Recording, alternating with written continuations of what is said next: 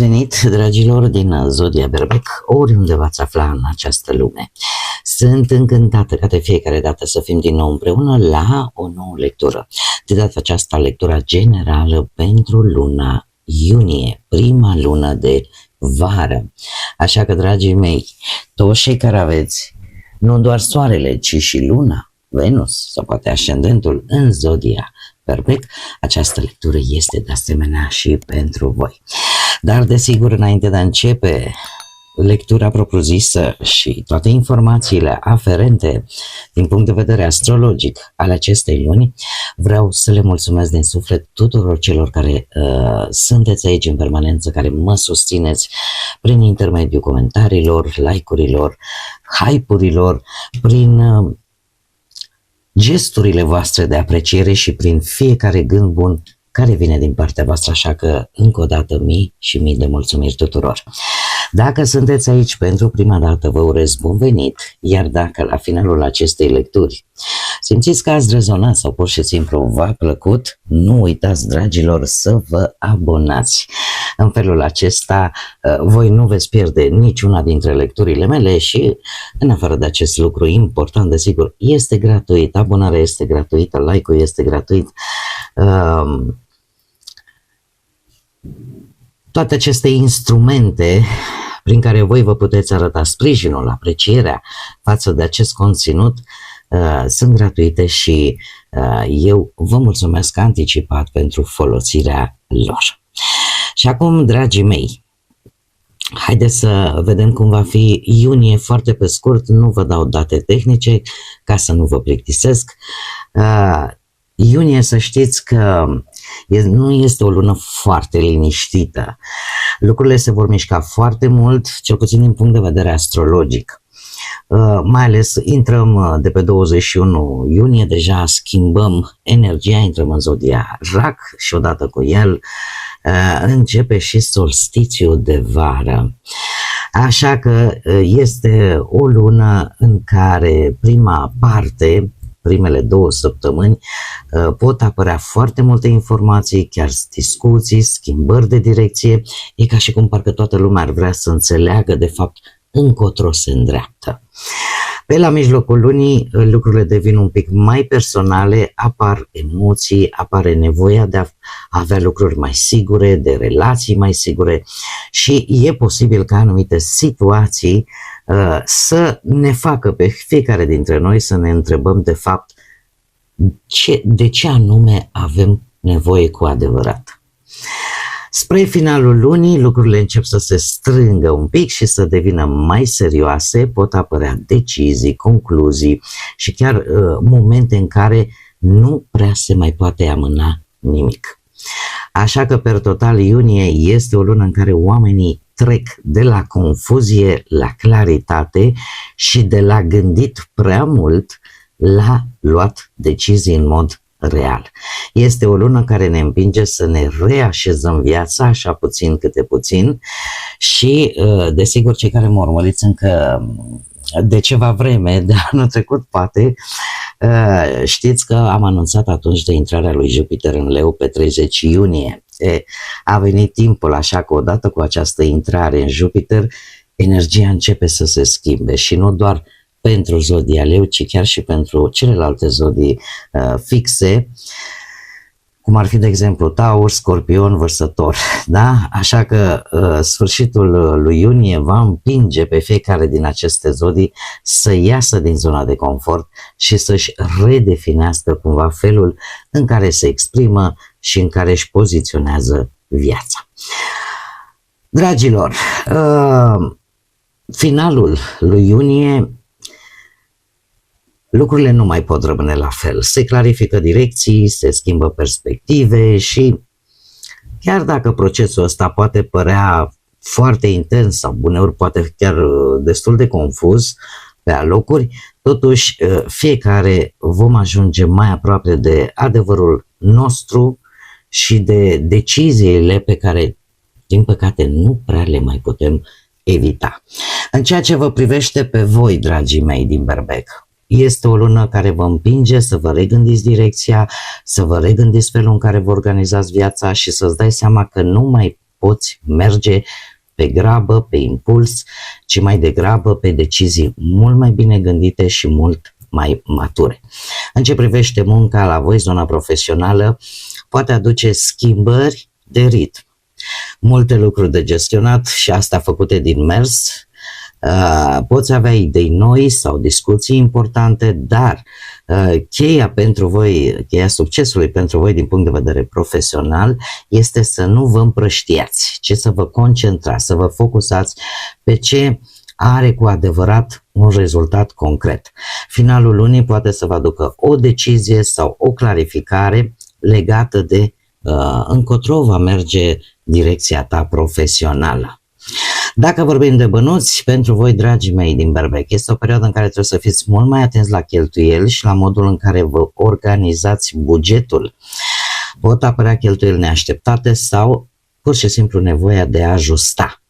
Un anumit plan financiar nu este o lună de risc, ci mai degrabă aș spune de stabilizare. Dacă vorbim de relații, cei care vă aflați într-un cuplu, se pare că pot apărea discuții importante, dar mare atenție cu sinceritate. Sinceritatea este necesară în această lună. Cei singuri, luna iunie va aduce interacțiuni, va aduce noi conversații interesante, iar lucrurile se vor mișca mai mult mental decât la modul ăsta activ. Cineva din trecut poate vă atrage sau pur și simplu o conexiune neașteptată poate reapărea sub forma de discuție sau pur și simplu te-am sunat să văd ce faci. Și acum, dragii mei, trecem la cărțile noastre. Acestea au fost, pe scurt, previziunile astrologice pentru luna iunie și haideți să vedem ce ne spun cărțile pentru prima săptămână din iunie. Și avem musca, o perioadă, aveți grijă cu sănătate, e posibil ca anumite probleme, mai multă stare de stres, o stare de nervi poate să vă facă un pic mai depresiv, mai anxioși, exact ce face musca, enervează omul. Așa că aveți grijă în prima săptămână din iunie. În general cu sănătatea și dacă știți că aveți vreo doleanță, organismul va da niște semne deja de durere, stânga, dreapta, picior, mână, duceți-vă și verificați-o. Cea de-a doua săptămână avem crinul, o dragoste spirituală. O dragoste spirituală sau eu aș mai zice pentru cei care posibil în a doua săptămână voi să vedeți cu adevărat o altă definiție a iubirii. Să o redescoperiți sau să o descoperiți. Și în special pentru cei care deja au trecut de mult de prima tinerețe. E de bine oricum. Cea de-a treia săptămână avem Valea. Să știți că exact ce vă spuneam și aici se întrevăd și toate la nivel sufletește și mental. În cea de-a treia săptămână avem o putere și o forță foarte intensă, personală, care îți aduce liniște și care îți poate asigura un succes. Felul în care voi vă veți manifesta liniștiți, fără nervi, fără agitație multă, chiar vă poate ajuta în a treia săptămână. Cea de-a patra săptămână vine cu bufnița și se pare că un sfat bun din partea unei persoane înțelepte chiar vă poate ajuta și vă poate sprijini în ultima săptămână. Haideți să vedem, înainte să vedem ce ne spune tarotul, să vedem care este energia voastră per general, așa, a dragilor de voi din Berbec în luna iunie, care este energia voastră. Ia să vedem energia dragilor mei din Berbec pentru luna iunie. Ia să vedem. de iluminare, dragii mei. Energia voastră este de iluminare și asta îmi vorbește foarte mult de o perioadă de claritate, așa cum v-am mai spus, interioară, o conștientizare foarte profundă. Intuiția, să știți că va juca un rol important în deciziile voastre în această lună și chiar dacă direcția voastră, așa cum și astrele, din punct de vedere astrologic, am văzut per general, că nu, cum să spun eu, nu este complet vizibilă, dar există susținere, există ghidare în procesul ăsta al vostru și este important să vă ascultați mai mult intuiția, ce vă spune acel sentiment interior și sentimentele voastre, instinctul vostru interior. Nu vă bazați decât pe logică sau pe aparențe. Este o etapă care cumva încearcă să vă conducă spre o înțelegere mult mai clară către direcția pe care voi trebuie să o urmați. Și așa că nu vă bazați doar pe ce vedeți. Folosiți-vă intuiția, bazați-vă și pe ceea ce simțiți. Zic că nu este rău deloc. Haideți să vedem acum ce ne spune și tarotul. Ce vine pentru dragii mei din Berbec în luna iunie, atât pe plan profesional, financiar sau sentimental. Să vedem.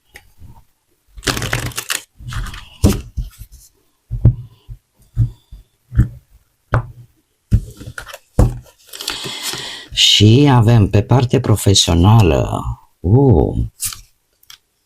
Interesant.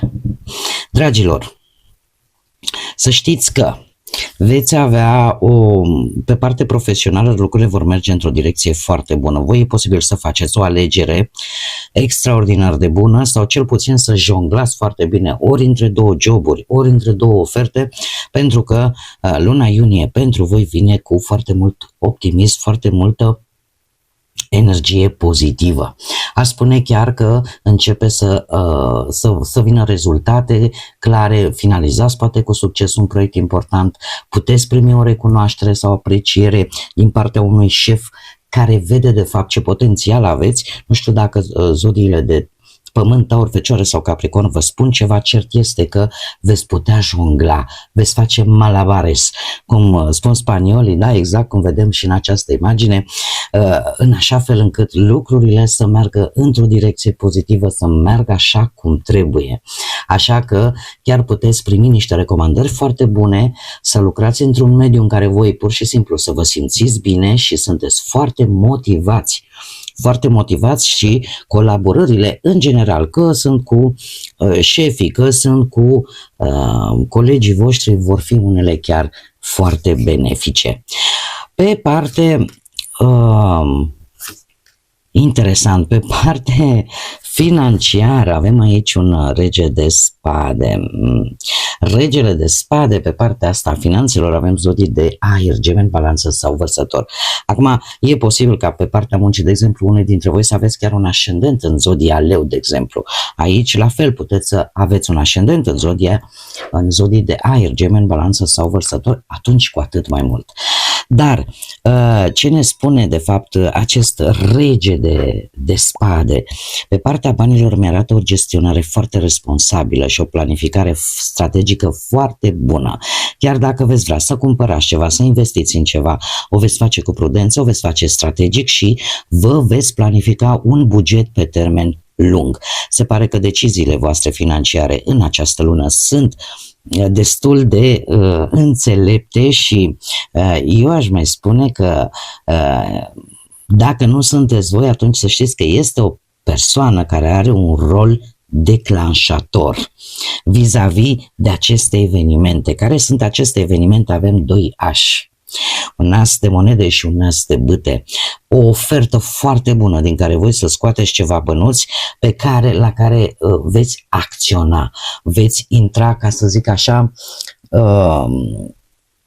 din plin. Nu veți sta, să zicem, foarte mult pe gânduri. Un posibil venit dintr-un proiect nou, că vindeți ceva, că vă lansați, nu știu, pe online sau că aveți o colaborare foarte bună, găsiți pur și simplu soluții neobișnuite când e vorba de bani, iar această șansă care vi se deschide pentru acest posibil venit, pentru acest câștig, inițial posibil să nu fie mare, dar să dea rezultate bune pe parcurs. Mergem mai departe, haideți să vedem pe partea relației. Pe partea relației avem Marele Preot. Nu știu dacă vreți unii dintre voi să oficializați căsătoria. A stat foarte mult timp într-o relație și acum, domne, hai să ne punem pirostriile, vorba lui Papa Ianii din BD. O iau, domne, cu cununiță. Totuși, într-adevăr, există aici dorința de a păstra tradiția, dorința de a păstra anumite principii morale pe care vă construiți relațiile, dar am un 8 de spade, există aici o stare de stres, există tot felul de gânduri care posibil să nu aibă nimic de văzut sau prea puțin cu realitatea din teren.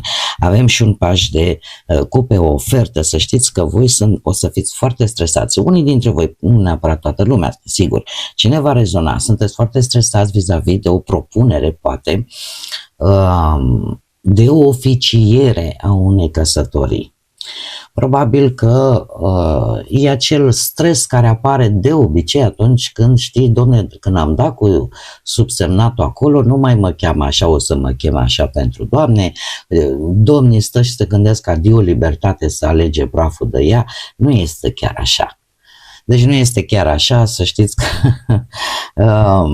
asta depinde de fiecare, eu nu pot să vă spun, trebuie să fie într-un fel sau altul. Fiecare judecă cât de mult își dorește să facă acest eveniment important. Dar acest 8 de spade mie îmi spune că sunteți în cuplu vostru, există anumite temeri, există anumite frici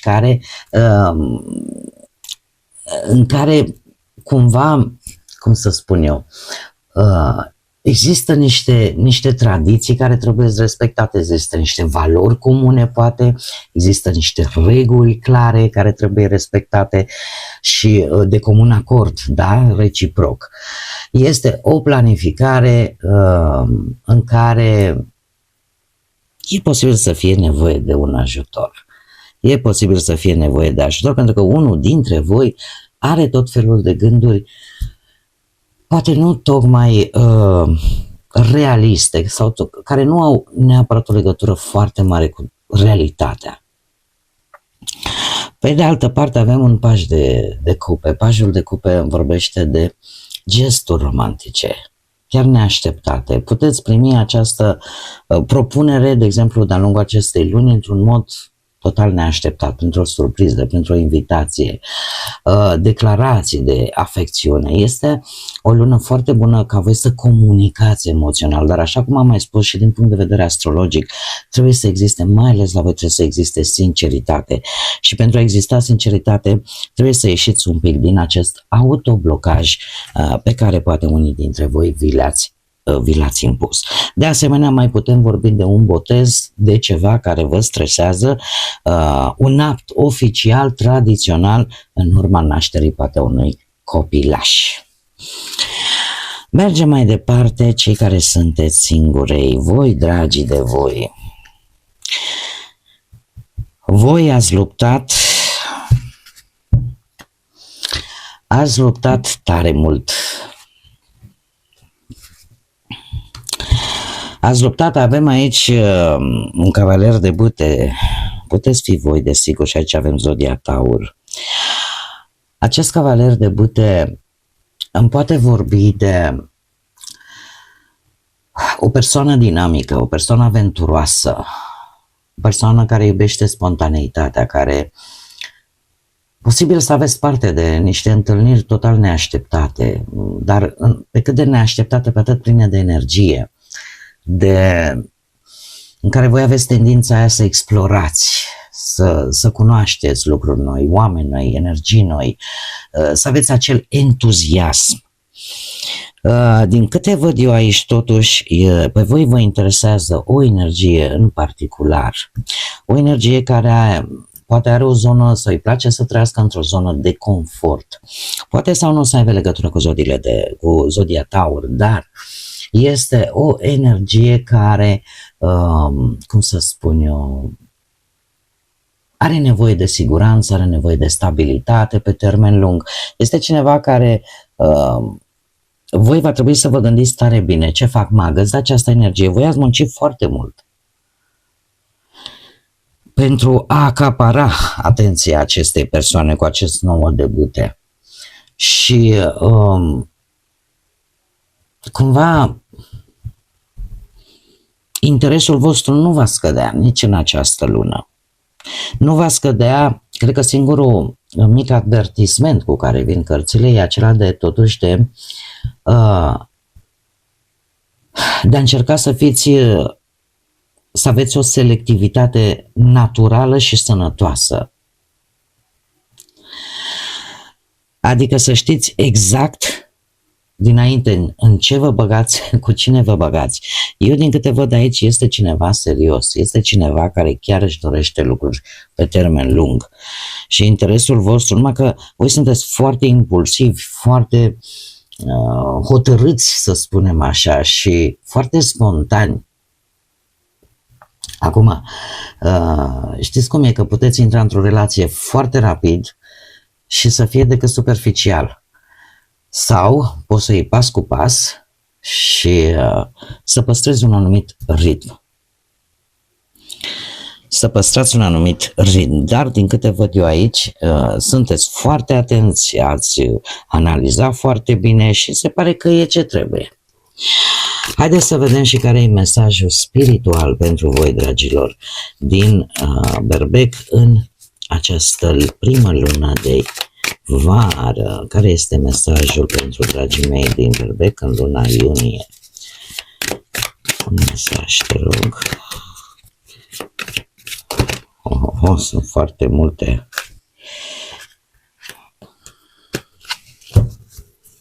Ia să vedem.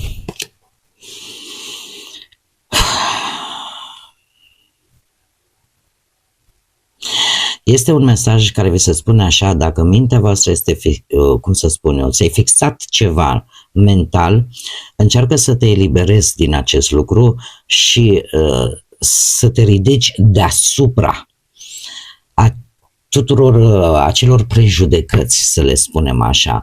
Nu te limita în ceea ce tu gândești că poți avea. Nu te posta înaintea propriului tău drum, nu te bloca pe tine. Permiteți să înflorești în toate modurile. Lasă abundența să intre, dă bun venit abundenței în toate formele ei să intre în viața ta. Este de fapt un îndemn de a, cum să spun eu, de a nu vă focusa decât, cum să spun eu, de a nu privi precum calul, decât înainte. Și să spui așa niște apărători să nu mai vezi stânga-dreapta. Dați jos acele apărători, fiți precum acei cai sălbatici care văd totul ce se întâmplă în jurul lor. Nu vă limitați pe voi, nu vă puneți piedici singuri în calea propriilor voastre dorințe. Da? Și lăsați să vină tot ceea ce este bun sub orice formă, lăsați să vină către voi. Este de fapt, așa cum bine am văzut și cu energia voastră generală, este o iluminare, o perioadă în care voi conștientizați mult mai profund că există susținere, că există ghidare în tot acest proces prin care voi treceți și că este important să vă ascultați mai mult intuiția, să ieșiți din acele blocaje mentale, din acele lucruri fixiste. Da? Mai pe românește. Bun, dragii mei, cam aceasta este lectura pentru generală, pentru voi. Ne oricum o să ne revedem la lecturile noastre deja obișnuite, săptămânale, dar până atunci, dragii mei, vă urez o primă lună de vară cât mai frumoasă, cât mai liniștită, cât mai pe sufletul și gustul vostru. Și până data viitoare, când ne vom revedea la următoarea noastră reîntâlnire cu cărțile de tarot, nu uitați, suflete frumoase, să gândiți înalt, să zburați înalt și desigur să lăsați ca pacea, liniștea, iubirea și credința să vă însoțească la fiecare pas.